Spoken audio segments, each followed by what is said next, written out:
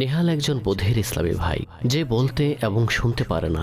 সে তার বন্ধুদের সাথে এক ইসলামী ভাইয়ের ঘরে মাদানী হালকায় অংশগ্রহণ করে, যেখানে একজন মুবাল্লিগ ইসলামী ভাই ইশারায় বয়ান করছিলেন এবং বর্ণনা করছিলেন যে গাছ লাগানোর কি কি উপকার রয়েছে আর গাছ না থাকার কারণে কি কি ক্ষতি রয়েছে। গাছ লাগানোর মাধ্যমে পরিবেশ সুন্দর হয়, আর গাছ আমাদেরকে অক্সিজেন প্রদান করে। আর যদি গাছ না থাকে তাহলে আমাদেরকে প্রচণ্ড গরমের কষ্ট, পানি শূন্যতা এবং বিভিন্ন প্রাকৃতিক দুর্যোগের মুখোমুখি হতে হবে।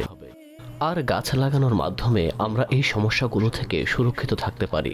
এবং সবচেয়ে বড় কথা হলো, গাছ লাগানো আমাদের সর্বশেষ নবী সাল্লাল্লাহু তাআলা আলাইহি ওয়াসাল্লামের সুন্নতে মোবারকা।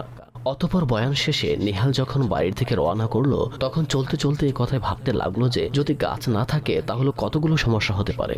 অতঃপর বাড়িতে এসে ঘুমিয়ে পড়ল। সে স্বপ্নে দেখল যে চারিদিকে শুধু গরম, পরিবেশ দূষণ এবং প্রাকৃতিক দুর্যোগ বিরাজ করছে।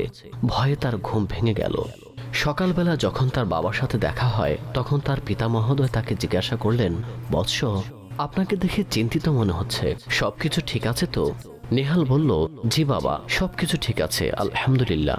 বাবা, আমি কাল গাছ লাগানোর উপকার এবং না লাগানোর ক্ষতিসমূহ শুনেছি, আর এটাও শুনেছি যে গাছ লাগানো আমাদের সর্বশেষ নবী সাল্লাল্লাহু তাআলা আলাইহি ওয়া আলিহি ওয়াসাল্লামের সুন্নতে মুবারাকা। তাহলে কি আমরাও গাছ লাগাবো? বাবা বললেন, হ্যাঁ বৎস, কেন নয়, চলুন আমরা একসঙ্গে গাছ লাগাবো এবং সেগুলোর যথাযথ পরিচর্যাও করব।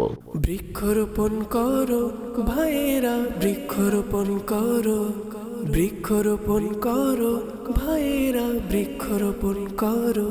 উষ্ণতা দূর করে আর দেয় ছায়া, খুবই ভালো করলো যে লাগালো চারা।